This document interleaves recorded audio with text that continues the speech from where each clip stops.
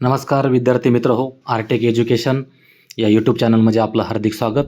आपण या ठिकाणी जर नवीन असाल तर या चॅनलला नक्की सबस्क्राईब करावं आणि या ठिकाणी बेल आयकॉनला लॉग इन करून आपण नवीन माझे व्हिडिओ अपडेटेड टेक्निकल सपोर्ट संबंधात आपल्याला बघायला मिळतील.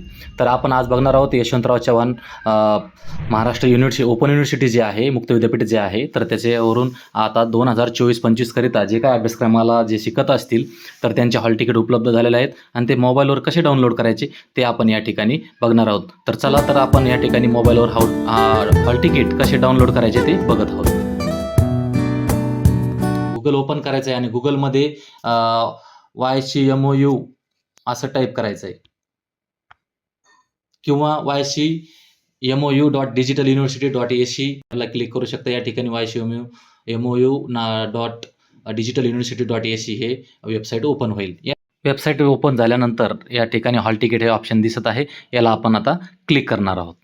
हॉल तिकीट टॅबला क्लिक केल्यानंतर या ठिकाणी असा हा इंटरफेस लॉग इन म्हणजे आपल्याला दिसतो. या ठिकाणी डाव्या कोपऱ्यामध्ये टॉप लिंक्स जे आहेत तर त्या या ठिकाणी आपण बघू शकतो. याच्यामध्ये पण दिलेले आहे हॉल तिकीट म्हणून टॅब, परंतु ऑलरेडी आपण हॉल तिकीट टॅब ओपन केलेलं असल्यामुळं या ठिकाणी आपल्याला याला टॅप करायची पुन्हा काही गरज. त्या साईडला तुम्ही या ठिकाणी बघू शकता की आपण टॅब क्लिक केलेली आहे, ती ओपन झालेली आहे ती, आणि ओपन झाल्यानंतर डाउनलोड हॉल तिकीट या ठिकाणी आपल्याला दिसते.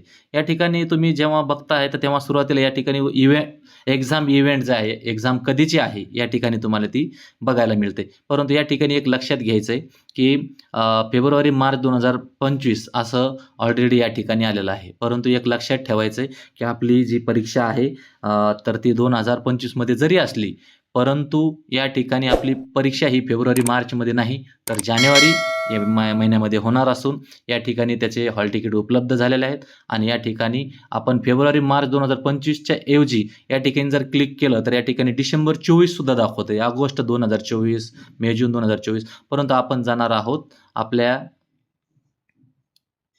डिसेंबर 2024 मध्ये. आपण या ठिकाणी याला जर क्लिक केलं तर यामध्ये सर्च करायचं आहे आपल्याला. त्यामध्ये एक आहे PRN नंबर आपला, जो की पर्सनल रजिस्ट्रेशन नंबर आहे तो परमनंटचा, आणि त्या ठिकाणी खाली ऑरमध्ये युजर नेम पण आहे. बऱ्याच जणांची अडचण अशी येते की PRN नंबर तर टाकतात, अरे तो कॅपचा कोड हा या आपल्याला जो टाकायचा आहे तर ज्या ठिकाणी टाकायचा आहे त्या ठिकाणी आपण या ठिकाणी टाकायचा आहे कॅपचा कोड, परंतु काय होतंय की आपण या ठिकाणी कॅपचा कोड टाकतोय, परंतु या ठिकाणी आपल्याला असं करायचं नाही. आता मी ज्या ठिकाणी तुम्हाला ॲरो दिसतोय रेडमध्ये ॲरो, या रेडच्या ठिकाणी तुम्हाला कॅप्चा कोड टाकायचा आहे. चला तर मग सुरुवातीला आपण टाकून घेऊया PRN नंबर आपला. या ठिकाणी PRN नंबरला आपण क्लिक केल्यानंतर आपला जो काही रजिस्ट्रेशन नंबर आहे तर तो या ठिकाणी टाकणार आहोत. किंवा तुमच्याकडे जर तुम्ही वेबसाईटवर लॉग इन करत असाल तर युजर नेम क्रिएट केलेला असेल, पासवर्ड क्रिएट केलेला असेल तर त्या ठिकाणी फक्त युजर नेमही या ठिकाणी तुम्ही टाकू शकता. एक तर PRN नंबर टाका किंवा युजर नेम टाका. चला तर आपण आता PRN नंबर टाकलेला आहे. या ठिकाणी आपण त्याचा कॅप्चा कोड टाकणार आहोत. तर या ठिकाणी लक्षात घ्यायचं आहे की कॅप्चा कोड हा स्मॉल आणि कॅपिटल या दोन्ही लेटरमध्ये असतो, परंतु आता या ठिकाणी आपल्याला जर तुम्ही बघितलं की या ठिकाणी आपण दोन्ही अक्षर हे दोन्ही कॅपिटल आहे, परंतु आपण नेक्स्ट कॅप्चाकडे बघूया. या ठिकाणी बघून घ्या की PQX हे 3 जे अक्षर आहेत हे कॅपिटलमध्ये आहे आणि क्यू जो आहे तर तो लास्टचा स्मॉलमध्ये आहे. तर असं पण असू शकतं, अंक पण असू शकतात, तर हे फक्त एक लक्षात ठेवायचं. बऱ्याच जणाला कॅपच्या कोडमध्ये अडचण येत जातं. तर चला या ठिकाणी आपण हा कॅपचा कोड टाकणार आहोत, PQX आणि या ठिकाणी आपण टाकल्यानंतर आपण या ठिकाणी सर्च या ऑप्शनवर जायचं आहे. सर्च ऑप्शनवर गेले की या ठिकाणी तुम्हाला तुमचं हॉल तिकीटचं पूर्ण विश्लेषण या ठिकाणी वाचायला मिळेल. त्या ठिकाणी तुमचं सर्व डिटेल तुम्ही वाचू शकता की तुम्ही कुठल्या याला PRN नंबरनुसार तुम्ही कुठल्या तुमचं नाव, त्याच्यानंतर तुमच्या कुठल्या कोर्सला तुम्ही रजिस्टर्ड आहात, तुमचा कोर्स कुठल्या कोर्सचं तुम्हाला हॉल तिकीट आहे त्या ठिकाणी तुम्ही बघू शकता. आणि या लास्टला ऑप्शनमध्ये बघू शकता की इथं या ठिकाणी डाउनलोड आलेलं आहे.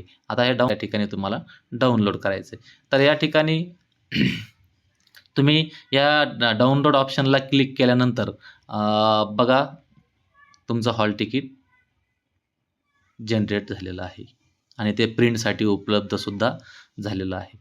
या ठिकाणी तुम्ही बघू शकता की तुमचे सर्व अभ्यासक्रम, तुमचं सर्व डिटेल या हॉल तिकीटमध्ये उपलब्ध असून या ठिकाणी तुमचे पेपर्स केव्हा आहेत, त्याचा टायमिंग काय आहे तो लक्षपूर्वक तुम्ही बघायचा आहे आणि लक्ष द्यायचं आहे. त्या ठिकाणी आता आपलं हे हॉल तिकीट झालं आहे डाउनलोड. आणि या ठिकाणी जास्त वेळ न घेता आपण समोर बघणार आहोत की प्रिंट पण कसं करायचं आहे. तुम्ही या ठिकाणी प्रिंट प्रिंट या ऑप्शनला क्लिक केल्यानंतर आपण या ठिकाणी आपल्याला ऑप्शन मिळतंय की प्रिंटरनं तुम्ही प्रिंट करणार आहात का. परंतु बऱ्याच जणांचं असं असतं की बरेच जण USB द्वारे मोबाईलमधून पण प्रिंट देऊ शकतात तुम्ही OTG वगैरे कनेक्शन देऊन.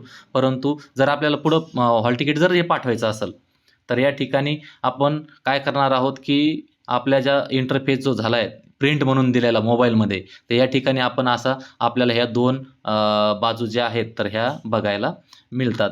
त्याच्यानंतर हा एक पेज हे 2 पेज आपल्याला बघायला मिळतात. परंतु आता या ठिकाणी आपण काय करणार आहोत की या ठिकाणी 3 डॉट जे आहेत या 3 डॉटला आपण क्लिक करणार आहोत. तर त्याला क्लिक केल्यानंतर बघा काय होतंय की सेव्ह ॲज PDF म्हणतंय. सेव्ह ॲज PDF म्हणतंय तर आपण या ठिकाणी सेव्ह ॲज PDF त्याला करूया.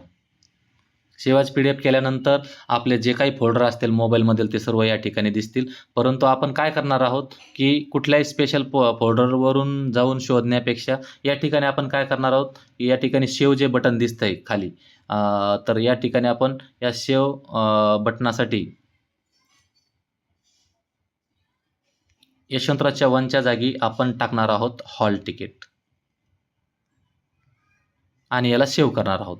सेव्ह केल्यानंतर सरळ आपलं हे डाउनलोड केलेलं जे आहे आपलं हॉल तिकीट, तर ते डाउनलोड या ठिकाणी आपल्या मोबाईलमध्ये कुठंतरी गेलेलं आहे, कुठंतरी सेव्ह झालेलं आहे. परंतु आता ते पण कसं शोधायचं? बऱ्याच जणांची अडचण येते की डाउनलोड तर होतं आणि शोधायचं कसं? या ठिकाणी माय फाईल म्हणून ऑप्शन असते बघा आपल्या मोबाईलमध्ये. तर सर्व फाईलमधल्या सगळ्या गोष्टी त्या ठिकाणी उपलब्ध असतात. तर या ठिकाणी आपण बघू शकता की माय फाईलला क्लिक केल्यानंतर त्याने आपण सर्चमध्ये गेल्यानंतर हॉल जरी टाकलं तर या ठिकाणी आपल्याला हॉल तिकीट, आता मी दुसऱ्यांदा डाउनलोड केल्यामुळे हॉल तिकीट 2 म्हणून दाखवते आणि डेट पण दाखवतोय बघा. तर आजचीच डेट आहे. तर या डेटला मी या ठिकाणी क्लिक करणार आहे. आता या ठिकाणी आपण या हॉल तिकीटला ओपन केल्यानंतर बरेच जणांना प्रॉब्लेम येतो की तो सेंड कसं करायचं आहे. तर सेंड करण्याचा ऑप्शन पण मी या ठिकाणी शॉर्टकटमध्ये सांगणार आहे. या ठिकाणी तुम्ही वरती बघू शकता की एक शेअरचं ऑप्शन आहे. आता कुठं शेअरचं ऑप्शन आहे तर या ठिकाणी. तर मग या ठिकाणी आपण जर क्लिक केलं तर आपल्याला या ठिकाणी असा इंटरफेस दिसतोय. या ठिकाणी आपण share as file, PDF to word असा ऑप्शन वगैरे दिसतात. परंतु काय होतं की बरेच जण डायरेक्ट WhatsApp मेलला क्लिक केल्यानंतर होतं काय या ठिकाणी क्लिक केलं की लिंक तयार होते. परंतु आपल्याला लिंक शेअर नाही करायची किंवा प्रिंट करण्यासाठी नाही द्यायची. तर आपल्याला फाईल द्यायची. तर हे लक्षात ठेवायचं की या ठिकाणी आपण नुसतं लिंक न देता या ठिकाणी खाली बघू शकता की आपल्याला शेअर ॲज फाईल हे असं एक नाव दिसतंय. मग शेअर ॲज फाईल या ठिकाणी जे आहे या शेअर ॲज फाईलला आपण क्लिक करणार आहोत. आता बघा याला शेअर ॲज फाईलला क्लिक केल्यानंतर या ठिकाणी बघा आता कुणाला पाठवायचं ह्या सगळ्या गोष्टी या ठिकाणी ओपन झालेल्या आहेत. या ठिकाणी आपण करणार आहोत WhatsAppला क्लिक. WhatsAppला क्लिक केल्यानंतर आपले जेवढे काही WhatsApp असतील, क्लोन असेल वगैरे किंवा ओरिजिनल WhatsApp तर ते या ठिकाणी दिसेल. आपल्याला ज्याला पाठवायचं आहे त्याला तुम्ही पाठवू शकता. या ठिकाणी सेंड करू शकता. तर हे या ठिकाणी बघू शकता की मी सेव्ह केलेलं माझं हॉल तिकीट समोरच्याला पण सेंड करत आहे. तर या ठिकाणी आपली ही प्रक्रिया पूर्ण झाली. धन्यवाद. अशाच नवीन व्हिडिओला बघण्यासाठी किंवा टेक्निकल सपोर्टसाठी माझ्या YouTube चॅनलला सबस्क्राईब करून या ठिकाणी मला फॉलो करा आणि नक्कीच तुम्हाला नवीन या व्हिडिओमधून नवीन टेक्निकल सपोर्ट मिळत राहील. धन्यवाद.